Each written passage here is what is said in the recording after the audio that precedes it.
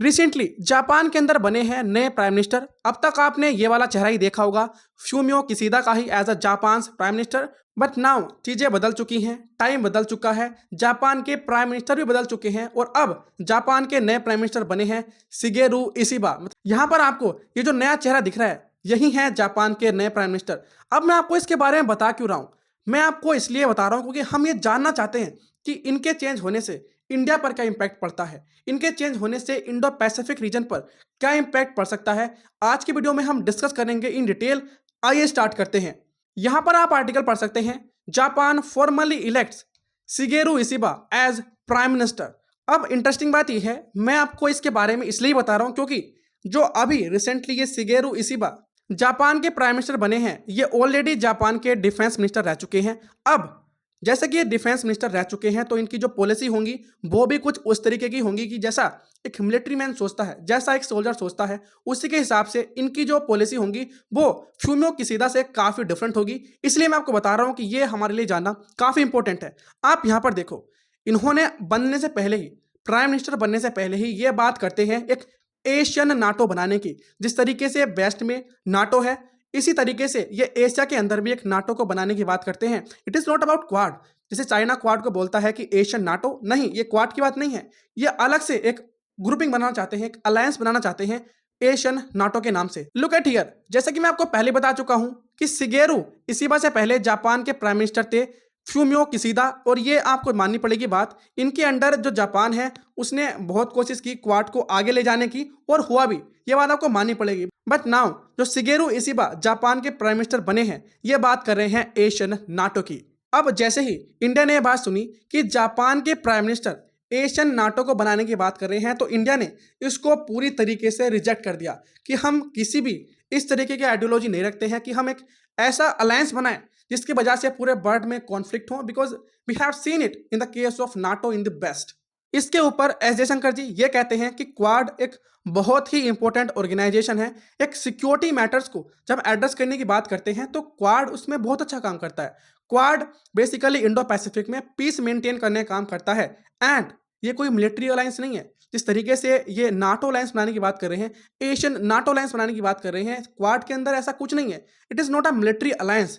Quad तो बस Indo Pacific region में सिक्योरिटी मैटर्स पर बात करती है और उन पर एक्शन लेती है। बट जिस तरीके से जापान आज बात कर रहा है एक एशियन नाटो बनाने की, इंडिया के अंदर ऐसी कभी भी कोई मेंटलिटी नहीं है कि हम एक ऐसी ग्रुपिंग का पार्ट हो। बिकॉज जब ऐसी ग्रुपिंग बनती है तो इसके वजह से कहीं ना कहीं डिस्प्यूट पैदा होते हैं, कॉन्फ्लिक्ट होने शुरू होते हैं और अल्टीमेटली रशिया यूक्रेन जैसा वॉर हमारे सामने आता है, जिसको 3 साल अब होने वाले हैं। आगे एस जयशंकर ये कहते हैं कि we are the part of so called Quad grouping to counter balance China. It does not mean कि क्वाड एक मिलिट्री अलायंस है, हम चाइना के साथ युद्ध करना चाहते हैं। हम लिटरली अपना आप को तैयार कर रहे हैं कि हम चाइना को पीछे धकेले, चाइना की जो बढ़ती इकोनॉमिक और मिलिट्री इन्फ्लुएंस है हम क्वाड के थ्रू वो पीछे करें और चाइना से आगे निकलकर चाइना को काउंटर बैलेंस करें। ये क्वाड का मोटिव नहीं है। Quad is all about to maintain peace in the Indo Pacific. और इंडिया जापान की तरह किसी भी इस ट्रीटी अलाय का पार्ट नहीं बना है विद अनदर कंट्री। हालांकि इंडिया के पास भी नाटो को ज्वाइन करने का ऑफर आया था, बट इंडिया ने उसको रिजेक्ट कर दिया। नाउ यहाँ पर आप देखो, ये सबसे इंपॉर्टेंट बात है, इनकी स्टेटमेंट पढ़ो, replacing Russia with China and Ukraine with Taiwan. अगर हम रशिया को रिप्लेस कर दे विद चाइना एंड यूक्रेन को रिप्लेस कर दे विद ताइवान, तो एशिया के अंदर भी कुछ ऐसे सिनेरियो डेवलप हो जाएगा जैसे आज यूरोपियन कंट्रीज के अंदर है, जिसकी वजह से रशिया यूक्रेन वॉर शुरू हुआ है। अब जो जापान के नए प्राइम मिनिस्टर बने हैं वो जिस तरीके से इस इशू को रेस कर रहे हैं कि हाँ, अगर हम रशिया को बदल दे चाइना से और यूक्रेन को बदल दे ताइवान से, तो इस रीजन में भी नाटो की जरूरत है। नाटो ही एक ऐसी ऑर्गेनाइजेशन होगी जो ताइवान को चाइना के अगेंस्ट खड़ा कर सकती है। नाउ अब आपके मन में एक सवाल आ सकता है, अगर एशिया के अंदर एक एशियन नाटो बन जाती है तो इसके वजह से इंडिया पर क्या इंपैक्ट पड़ेगा? इंडिया का तो फायदा ही होगा ना, बिकॉज ये तो चाइना के अगेंस्ट है और इंडिया और चाइना की तो कभी बनती नहीं है, इसलिए इंडिया का तो इसमें फायदा है, इसलिए इंडिया को इसको सपोर्ट करना चाहिए। नहीं, मैं आपको बताता हूं इसके वजह से हो क्या सकता है। यहाँ पर आपको एशिया का बढ़िया सा मैप मिलेगा। यहाँ पर आप देख सकते हैं इंडिया भी है, चाइना भी है, आपको बहुत सारे आसियान कंट्रीज मिलेंगे, इवन और भी एशिया के कंट्रीज यहाँ पर इन्वॉल्व हैं। अगर एशिया के अंदर एशियन नाटो जैसी कोई अलायंस बनती है तो उसमें most probably Japan, south Korea, Philippines, even India के पास भी ऑफर आएगा कि आप भी ज्वाइन कर लो। अगर इंडिया ज्वाइन कर लेता है तो it will become more powerful, but मैं आपको बता दूं इंडिया इसको कभी करेगा नहीं। इंडिया कभी भी ऐसी ऑर्गेनाइजेशन का पार्ट नहीं बनेगा इन फ्यूचर, ना ही बना है और ना ही बनेगा। हो सकता है कि ऑस्ट्रेलिया के पास भी जाए, बट ऑस्ट्रेलिया को तो आप सब जानते हैं किस तरीके से ऑस्ट्रेलिया अपने जो दल है उसको बदलती है, वो आपने क्वाड केस में देख लिया होगा। हो सकता है कि आसियान कंट्रीज के कुछ कंट्रीज सोचे कि यार चाइना ने हमारे साथ बहुत बुरा किया है, ये लगातार हमारे साथ हमारे रीजन को कब्जाने में लगा हुआ है, तो हमें ज्वाइन कर लेना चाहिए। अगर ऐसा होता है तो क्या हो सकता है, आप इस सिचुएशन को इमेजिन करो with respect to Europe. Europe के अंदर क्या है, बहुत सारे कंट्रीज ने धीरे धीरे करके नाटो को ज्वाइन किया। अब जिस तरीके से नाटो को कंट्रीज ज्वाइन करते गए, उसके बाद एक समय ऐसा आया जब यूक्रेन भी नाटो को ज्वाइन करने वाला था, और फाइनली 2022 में रशिया ने यूक्रेन पर अटैक कर दिया। क्यों? बिकॉज ये नाटो का पार्ट बनने जा रहा था। बिकॉज रशिया नहीं चाहता था कि यूएसए लेड नाटो रशिया को आइसोलेट कर पाए, क्योंकि अगर यूक्रेन बन जाता नाटो का पार्ट तो यू ऑल नो कि रशिया का जो वेस्टर्न बॉर्डर है और जो नॉर्थ वेस्टर्न बॉर्डर है वो तो ऑलरेडी ऑक्यूपाइड है विद नाटो कंट्रीज। बट अगर यूक्रेन भी बन जाता तो रशिया का वेस्टर्न बॉर्डर भी पूरी तरीके से ऑक्यूपाइड हो जाता बाय नाटो कंट्रीज, और ये रशिया कभी नहीं चाहता। नाउ वापस आते हैं एशिया केस में। अगर एशिया में ऐसा हो जाए कि Philippines is the part of Asian NATO, Taiwan Asian NATO का पार्ट है, साउथ कोरिया एशियन नाटो का पार्ट है, जापान एशियन नाटो का पार्ट है, लेट सपोज कि इंडिया भी बन जाता है, तो क्या होगा? क्या पीस कहीं पर रह सकती है? जब आपस में बहुत सारे कंट्रीज बॉर्डर शेयर कर रहे हो, कुछ मैरीटाइम बाउंड्रीज, कुछ लैंड बाउंड्रीज, अगर ये सभी कंट्रीज चाइना के अगेंस्ट चले जाएं तो व्हाट विल हैपन?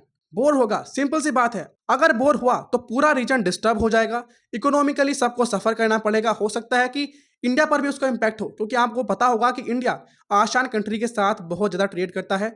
चाइना के साथ इंडिया का बहुत अच्छा खासा ट्रेड है, and now China is the largest trading partner of India. तो इंडिया कुछ ऐसे वॉर को कभी भी अफोर्ड नहीं कर सकता। और दूसरा, इसके पीछे एक मोस्ट इंपॉर्टेंट फैक्टर है, जापान जैसे कंट्री जो आज बात कर रहे हैं कि हम एशियन नाटो को बना दे। लेट सपोज कि वे सक्सेसफुल हो जाते हैं, जैसे यूएसए हुआ था बेस्ट में।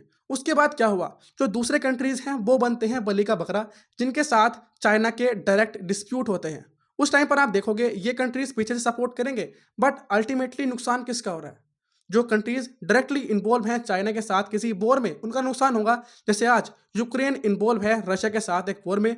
यूक्रेन की जो हालत है वो काफ़ी ख़राब है, यूक्रेन इकोनॉमिकली काफ़ी वीक हो चुका है, यूक्रेन के अंदर जो मैन फोर्स थी वो काफ़ी कम हो चुकी है, लोगों को बहुत ज़्यादा सफ़र करना पड़ रहा है।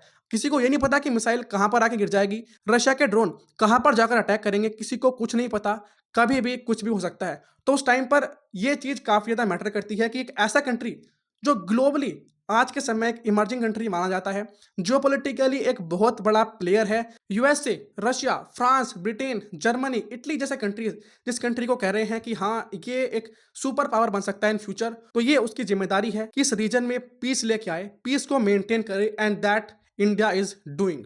बट नाउ जिस तरीके से जापान के अंदर बातें आगे चल रही हैं एशियन नाटो को बनाने की, ये रियली बहुत ही ज़्यादा डेंजरस है।